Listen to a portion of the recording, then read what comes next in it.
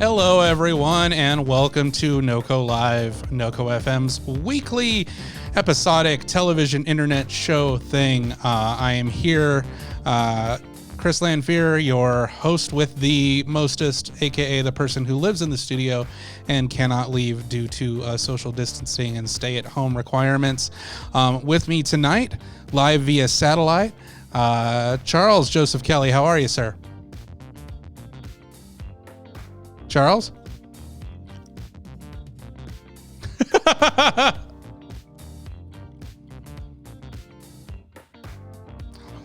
Yeah, that would be really super.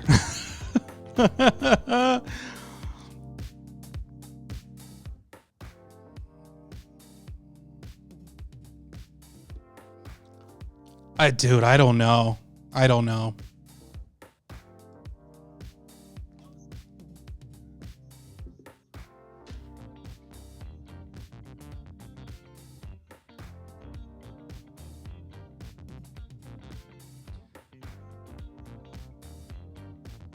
I am messing around with the headphones. Oh yeah, I can hear you fine. I realized I was wearing my unsexy headphones. So.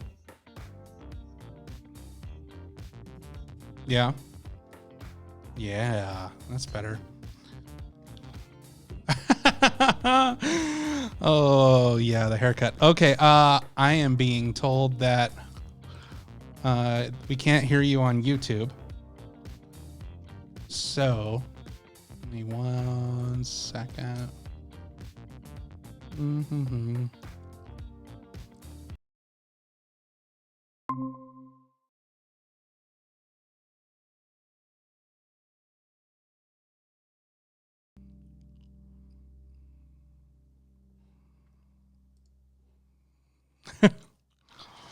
Oh.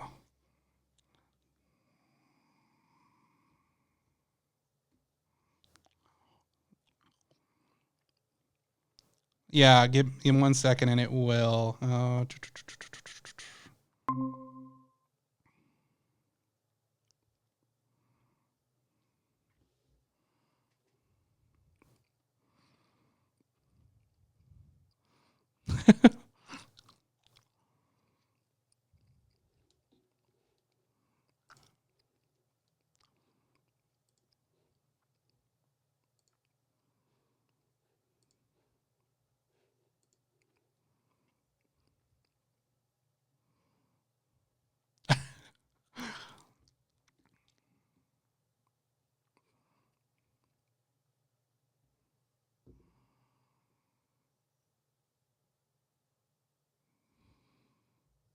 Into the room, we're like, hey, we've got school at 8 in the morning. Can you shut the fuck up?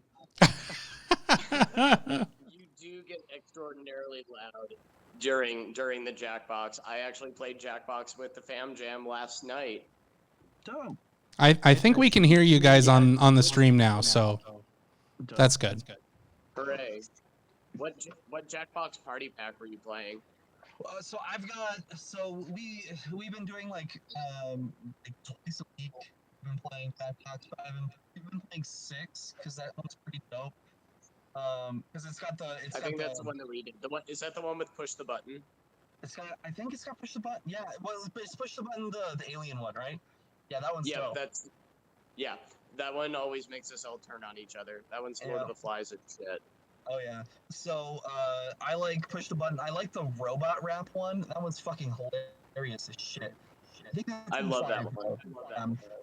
Also the Mad Libs joke one just makes me realize how much people start telling jokes. It's great. It's so good. Okay. It's pretty tremendous. I had a pleasant surprise when I saw the credits for Push the Button. I saw 2 people that I went to high school with, and I was like, "Oh, holy shit!" Really? That's awesome. A teeny tiny Kevin Bacon connection to the Jackbox. Nice. We should play. We should do like a night tonight, or not, like maybe not tonight, but maybe sometime this week where we play Jackbox on the stream. Oh my god, that would be so sick. Yeah, I would be down for it tonight, but I'm already committed to a family game session in like 10 minutes. Otherwise, Absolutely. 10 minutes. Didn't you tell them you had more pressing things to do? I did, yes, but you also need to understand how important the competition is to the Albaugh family. That's fair. I get that. I think there's a little bit of an echo somewhere. Yeah. What's that?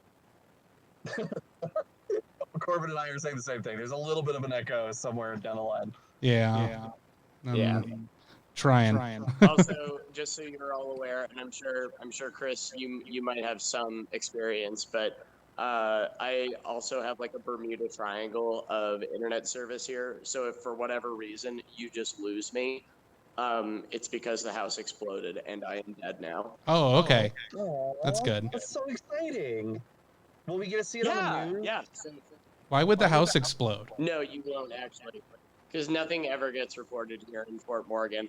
Did I tell you there was like a month or two ago when I was driving back here from Denver, and the single road that you have to take to get to my house here, to my family's house here, that road was closed down because a semi straight up drove off the overpass, flipped over, and was on fire in the middle of the road, and it was closed down all night, and there was not a word, a peep in the daily periodical about that shit. So I'm now convinced that that was some small town political assassination that was going on, and that's my theory. Oh, I see what's going on, Chris. The echo is because you're streaming from both mics. Right. Yep. How about now? Is that better? That makes sense. We'll see. That's better. We'll see. I mean, from my seat in the stands, no, absolutely not. We'll figure it out. We'll just have this like really nice echo. We are recording this episode from the Mile High Stadium in Denver, Colorado. Oh yeah. Hear our voices shout from on high. I have 3 cameras pointed at me, and I don't know which one to look at. Oh my god. That echo's awful. So Corbin, yes. question: wrestling without an audience, what the fuck? Okay, so here's the dealio. If you just commit to the view, if you just commit to the watch, eventually you stop noticing. I found that after about 45 minutes, and this is true of generally, like, it's not like I get used to it and then I just never notice. Because with each, it doesn't matter if it's Raw, AEW Dynamite, WrestleMania, there's always the first 30 or 45 minutes where I'm just like, this is so weird. I don't like this at all. But eventually, my brain just gets adjusted, and I just view it as like any other TV show. And I don't know. I tolerate it. Chris, wrestling without an audience, how do you feel? I'm not entirely opposed to it. I don't know. There's definitely something that takes away from it, because the performers rely on the crowd and they kind of feed on that energy. And when that's not there, it's very awkward and stilted and strange. And I think it loses something from that. I respect, especially with WrestleMania, which happened last night and Saturday night, because it was too big for just one night. I respect that they wanted to do something to give people a diversion from what's going on, but I can't say that I 100% supported it because A, the product suffered as a result, and B, it didn't seem like it was worth the risk to me. So I'm kind of torn about it. Yeah. I feel that. I understand that viewpoint. I think that WrestleMania is kind of one of those things where if it can happen in any way, shape, or form, it's going to take place, because pro wrestling isn't one of those things that you can just, like, you can stop a baseball season, you can stop a basketball season, but as far as like the ongoing storylines and the stuff they have in motion with wrestling, like, if they can find a way to bring that all to a conclusion and tie it up into a neat little bow, as we all have to go into our quarantine sequester, I say more power to them. Get the bag. Fuck Yeah, it. I don't disagree with that on the whole. I think the big issue is like there was nothing preventing them from just postponing the show. If they literally just hit the pause button and aired, any of their 100 years of wrestling history as TV shows in its place until everything gets resolved, I don't think there would have been any harm in that than just hitting pause. Like what would they have lost? I guess is my question. Momentum. And I think it's a big deal because you have storylines like Edge, Randy Orton. You have you have Drew McIntyre, who they were clearly going all in with the booking for all this. And if you're going all in on someone like that, like you're not going to be able to put like the climax of that story on hold for 2, 3, 4 months, because the thing was like, I think for them it came down to a choice of, do we have it now or not at all? Because if they tried to delay it with how finicky and half-assed our precautions have been for all this, it could have been like, all right, well, we'll we'll delay this until May, or we'll delay this until June. Well, when you still can't have public gatherings in May and June, then they've put everything on hold for like 2 or 3 months. And then you have the fact that the fans are going to be pissed off about being lied to about it happening at a certain time. I think it's just like I said on my own show, with everything that everyone's confronting right now, there are no good solutions. There's just the least shitty solution for everybody involved. Yeah, you're right. Like they were kind of screwed no matter what they did. Mm-hmm. So, it's it is what it is. I am glad that I got to watch WrestleMania. I'm But I don't know. It's a conflict. I was happy for Drew McIntyre, especially with what he's been through. I was happy for Edge. Charles, I think you would enjoy, and one of the reasons I wanted Corbin to be on this show was I wanted an esteemed wrestling professional like Corbin to try to explain to you the absurdity of two different things that occurred on WrestleMania. One of which was called the Boneyard match between AJ Styles and The Undertaker, and the other was called the Firefly Funhouse match between John Cena and Bray Wyatt. And Corbin, if you will.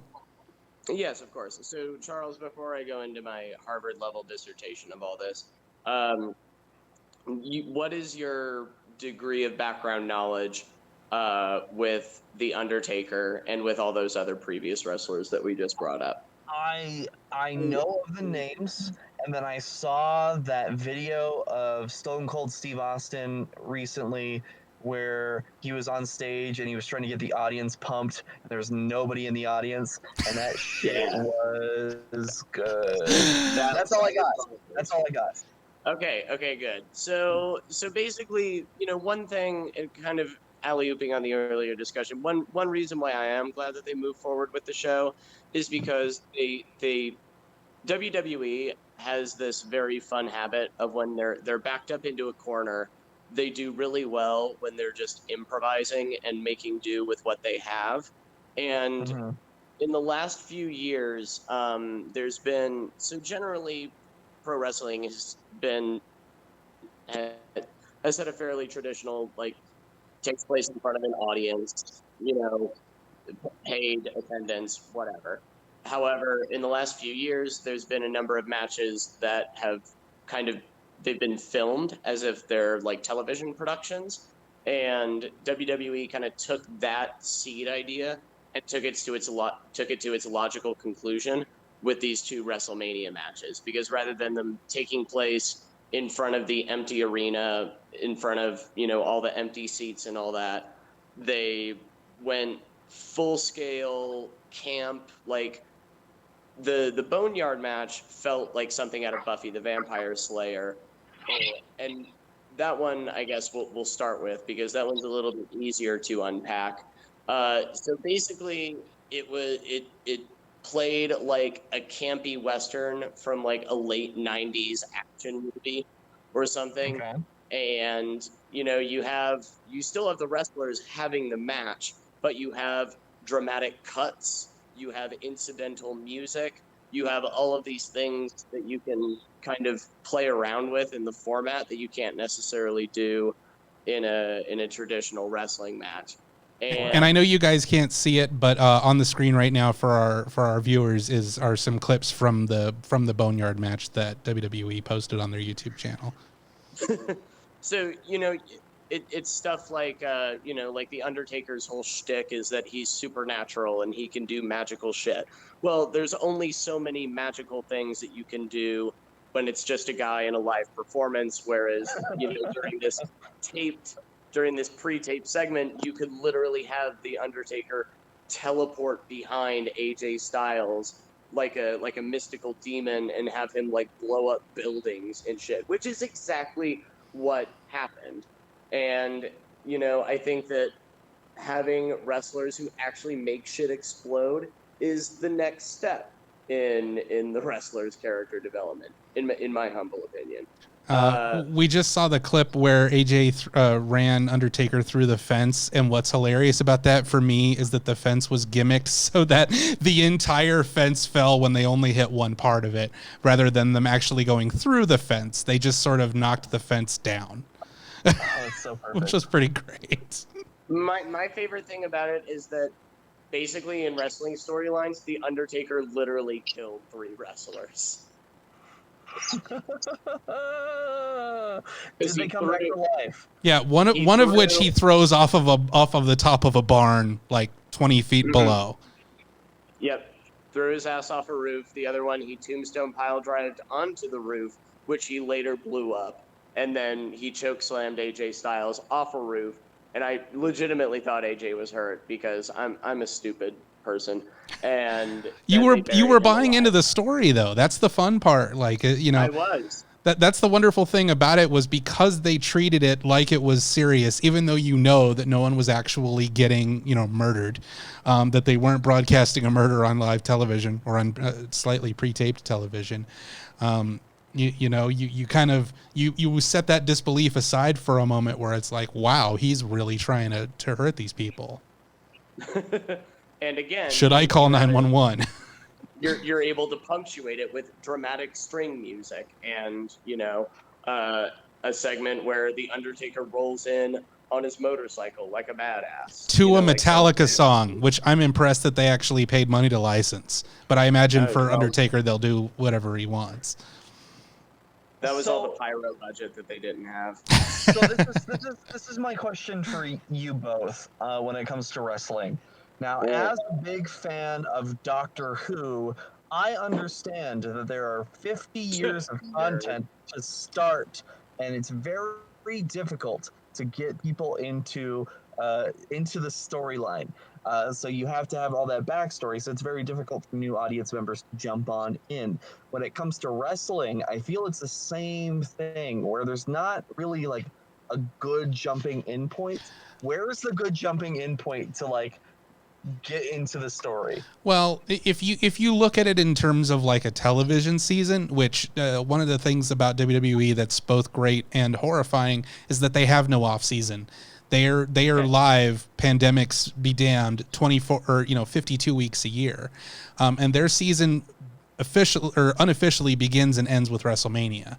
WrestleMania is the culmination of the big storylines and kind of what the conclusion of those things are. And then Raw, the night after WrestleMania, which is tonight, is kind of when the new storylines start, some of which will go throughout the next year, some of which will go and you might only go for a few weeks. But the nice thing about it is the storylines go to the point where you could honestly jump in any week, and between recaps and the announcers, you'll have an idea of what's going on. And it doesn't require you to have decades of knowledge of the backstory of certain characters.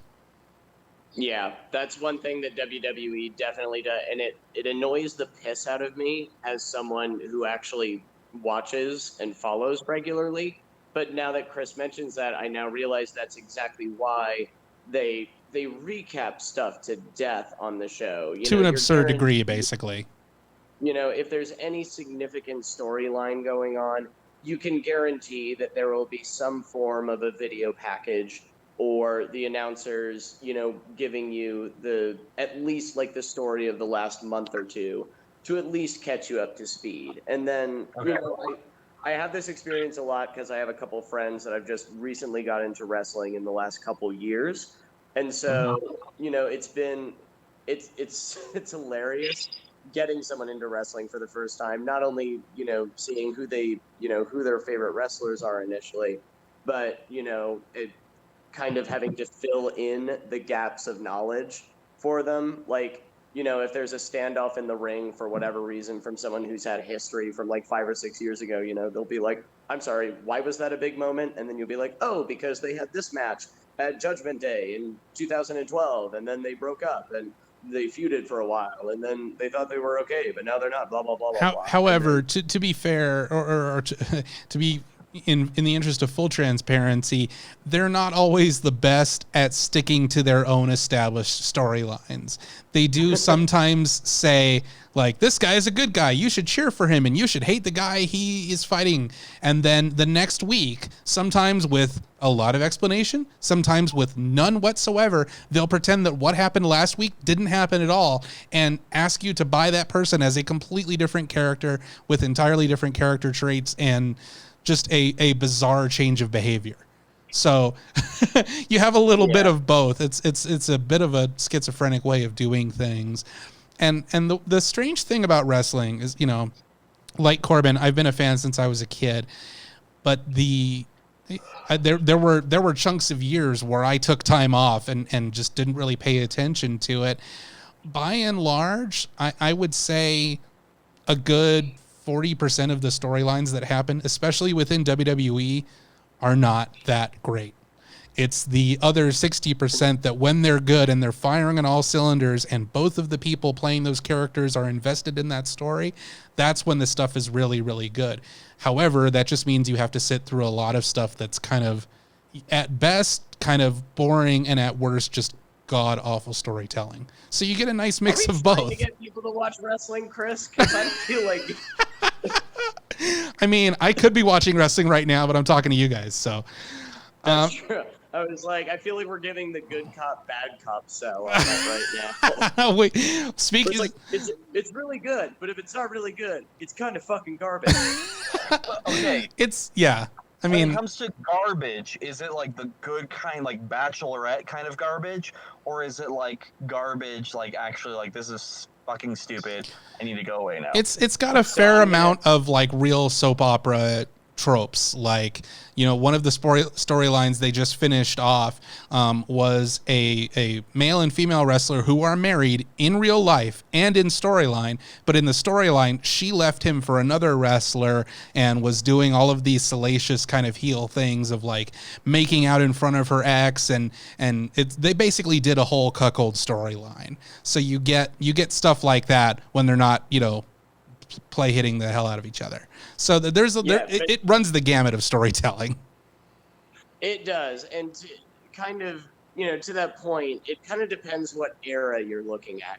Because to be perfectly honest, like the trashy quote unquote the trashy storylines that happen in WWE now, like what Chris just described, in a certain era in WWE, that would be amazing, ridiculous car crash television if it was taking place during the Attitude Era or the Ruthless Aggression Era. But because WWE kind of exists in this weird, like,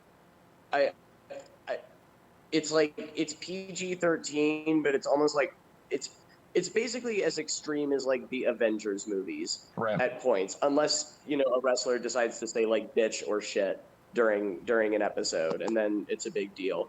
But usually, like, even when you bring in like extreme stuff like that, it's not even like it's not. I know I'm good cop right now, but it's not even like entertaining in like a Love Is Blind, you know, car crash Tiger King way. It's just boring as shit. True, but the nice thing is, okay, so we've switched roles, so now I'm good cop, because the nice thing about it is that you have a 2 or 3 hour show, several of which during the week to check out. And there's any number of different storylines going on those shows. So if you don't like storyline A, storyline B or C might grab you, and then you just kind of, go get a sandwich when storyline A is on. So, I mean, there's a lot of things happening at the same time. So chances are there's something happening that you would be into. Yeah. Dope. In my yeah. So with that, the Firefly Funhouse match. Now, this one kind of defies description. Just by the name, it sounds like something insane, and it is. WWE hasn't posted any video of this yet. So, Corbin, No, good however, luck. They are re-airing the match from what I read. They're re-airing the match, I think, on either Raw or SmackDown. Oh, right on. So yeah. yeah. Just to give people a taste. So go for it. It's my unpacking time, I guess. Yeah. So the Firefly Funhouse existed in a similar vein to the Boneyard match, in the sense that it was pre-taped and filmed like a standard episode of television. The biggest difference, though, is that while the Boneyard match was still a fairly traditional wrestling match, it just took place in a boneyard, and there were explosions, and people may or may not have died at the end of it. Other than that, it was a fairly typical wrestling match. The Firefly Funhouse, on the other hand, so this requires a background knowledge, and I'm just gonna try and buzzsaw through this shit as fast as I can. There's a wrestler named Bray Wyatt, and he's like an evil, culty, kind of spooky Charles Manson type. And he was a big, huge deal when he first came on, but then he got beat by John Cena at WrestleMania, and he kind of lost his luster. But recently, he's adopted this new gimmick called The Fiend, where it's this, he puts on this mask that's designed by Tom Savini, which is really neat and scary, actually scary. And he's basically like this super evil trans-dimensional demon. But the thing is that because he's fully embraced this Fiend persona, he has this split personality going. So he's the Fiend when he wants to be super bad, but when he's in human form as Bray Wyatt, he hosts a children's show called the Firefly Funhouse, where he has little puppet pals and tries to teach children twisted, wonder shows and type messages. Right. And so, right. So if none of this is making sense, it's gonna get worse. So John Cena challenged. So the Fiend has been running through the entire wrestling roster, and he's basically in kayfabe, in wrestling canon, he's the number one most dangerous wrestler. So of course John Cena, who is the number one Superman wrestler in wrestling canon, wants to challenge him and put Bray Wyatt away forever. So the Fiend's whole thing is that he exposes people's fears, and he the conflict with the Fiend is so intense that it changes who they are as a person. So every wrestler that is feuded with the Fiend has either started off as a good guy and changed into a bad guy after fighting the Fiend, or in Daniel Bryan's case, he was a bad guy and then became a good guy after fighting the Fiend. So, the whole conceit is that he fundamentally changes who you are when you fight him. So it's we're getting into some weird anime shit with this. So anyway, as this relates to the match, John Cena challenges Bray Wyatt to this match at WrestleMania, and he's like, all right, we'll have this match, but it's going to take place in my Firefly Funhouse. So what happens is, at WrestleMania, John Cena comes out to the ring as if he's going to wrestle Bray Wyatt, and this is where it gets really weird. Bray Wyatt proceeds to, with the magic of television and editing, teleport John Cena to his Firefly Funhouse, which turns into this warped adventure through John Cena's career and psyche, where basically Bray Wyatt reenacts every failure that John Cena has had throughout his career, going all the way back to his debut. So for example, as soon as John Cena falls into the portal of the Firefly Funhouse, he's suddenly teleported all the way back to the year 2000 when he's not even wrestling as John Cena anymore. He's wrestling as like his first gimmick that he ever had, which is the prototype. And they got him to come out dressed exactly like he did when he was the prototype. And he came out and he was forced through black magic or whatever the hell to, live out like all of his worst moments in his career, but with Bray Wyatt kind of standing in for all those wrestlers who got the best of him. And at the end of it, Bray Wyatt breaks John Cena psychologically and forces him to attack him with a chair, which is something that John Cena, number one good guy hero, would never do to a person. He reduces him to that action, and then he disappears, and then he comes back as the Fiend, and then he beats the shit out of John Cena, and then John Cena disappears into the Shadow Realm. The end. It's a lot. It's a lot. In essence, it's as if David Lynch directed a wrestling match. It's okay. It's Mortal Kombat. It's Mortal Kombat 12, like written by David Lynch, is what we're doing here. Actually, yes. Yeah, kind that's of, pretty good. Yeah, it's Okay. like it's basically So actually, no, that's perfect. No, so Bray Wyatt is basically Chronica. Okay. Yeah. Okay. Good. Dope. Okay. Yeah. So You got I've it? got one. You got it? I've got one last wrestling question. This has been on my mind for a while. Yes. So, to me, what it seems like is that each wrestler represents some kind of genre or some kind of belief system that it kind of Some turns kind of them archetype, into- yeah. Yeah, an archetype, right? So you've got your horror archetype, you've got your superhero archetype. What genre of movie do you feel is underrepresented as an archetype and within the world of wrestling, and how can we fix that together, us, the three of us? Oh, that's a question. Science fiction. I need Yeah, a okay. wrestler that shoots laser beams Glacier? and controls shit with their mind. Mm-hmm. Yeah. I think that's fucking incredible. I was leaning That's like my answer. science fiction, but just like having like fucking William Shatner, just William Shatner as Kirk, just like coming on stage and beating the shit out of John Cena would be, it'd be perfect. I mean, William Shatner has appeared on Raw before, so it's not that far-fetched. Yeah, I was about to say that's definitely actually happened. Oh fuck, that's incredible. So Charles, do I have some good news for you? Pro wrestling totally is listening, and it is there for you. Perfect. Yeah, Charles, the next time we can actually like hang out in the same room, I'm going to show you the Firefly Funhouse match. Just to watch your reaction. So counterpoint to that, though, through explaining it, I realized, like, as someone who's followed it for a really long time, I loved the Firefly Funhouse. Oh, so did I. But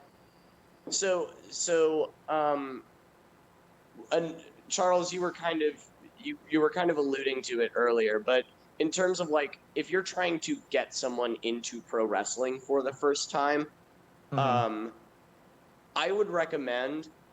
I feel like if you showed someone the Firefly Funhouse, I feel like they would be into it as long as they're already kind of into like the twisted horror, David Lynch-esque, like, surreal journey that was. If you have no other like context, that's probably the only way that you would really enjoy it. For example, while I was watching it last night, my brother's girlfriend walked into the Firefly Funhouse match, watched it for like 10 seconds, and she was like, "This is stupid," and walked out. That's wonderful. It's certainly not However, I would say if you showed him the Boneyard match, that would be something else entirely. yeah, neither one of them are particularly not they are not things I would point to say here's a good idea of what wrestling is, because they're not. The only reason they exist at all is because of the coronavirus pandemic, and because they were forced to shoot everything ahead of time. They shot the entire show a week ahead of time, and tried to break it up a little bit by having a couple of events that didn't take place within their empty arena. So they were forced to do this. I don't think it would have happened for any other reason. But it's cool that it exists in kind of this weird side universe. And for certain characters like Bray Wyatt and like The Undertaker, who both have kind of a supernatural bent to them, I think it kind of works. But if you were to stick, Shawn Michaels in a match like that, it wouldn't make any sense because it doesn't play to his strengths. But anyway, we've been talking about wrestling for quite a while. This is not what I planned on, but that's okay.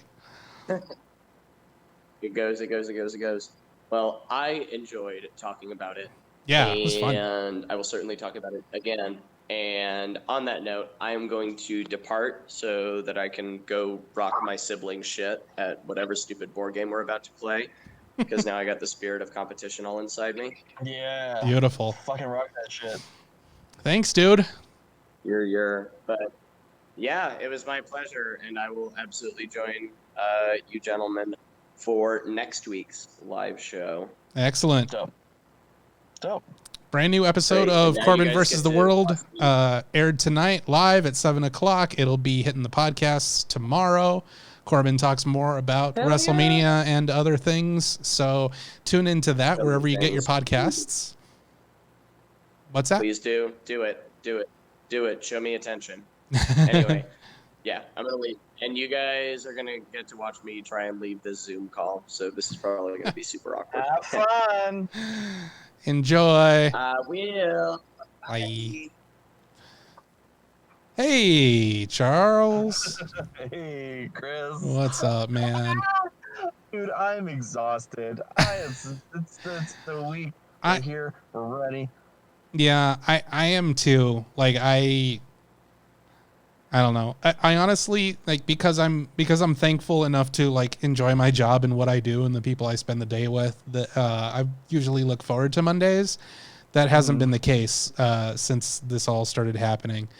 And it's just kind of one of those things where it's like, I can't wait till this is over. I just found out Denver Pop Culture Con, formerly Denver Comic Con, just announced that they are postponing until Thanksgiving weekend.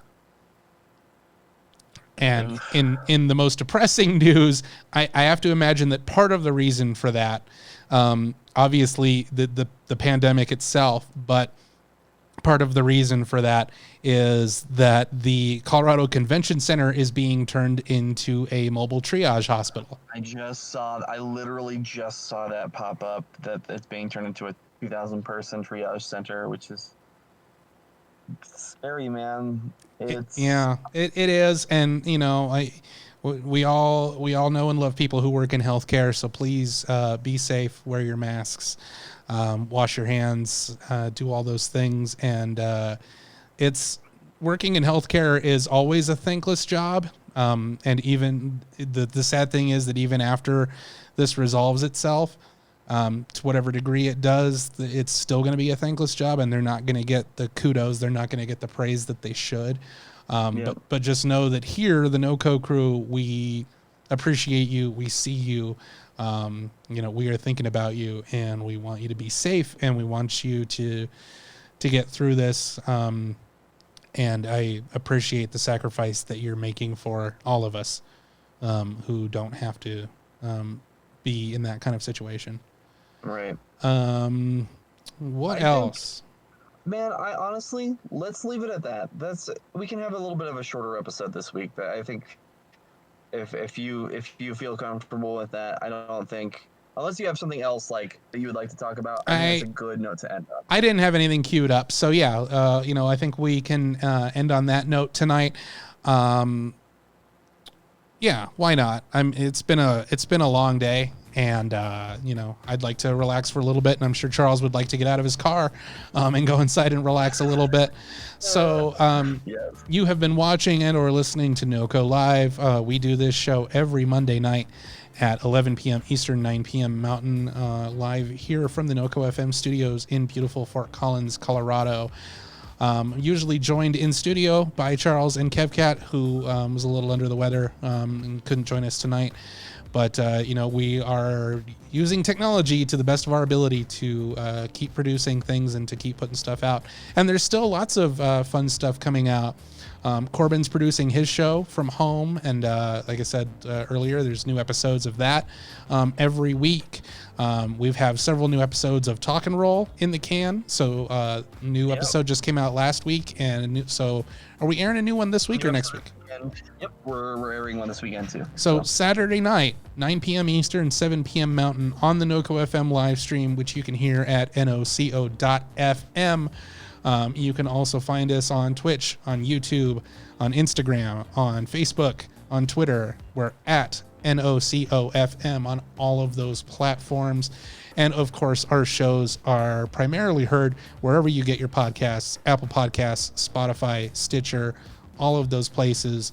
Check out our shows. There's also a podcast version of this show in case you missed it or you prefer to listen instead of watch.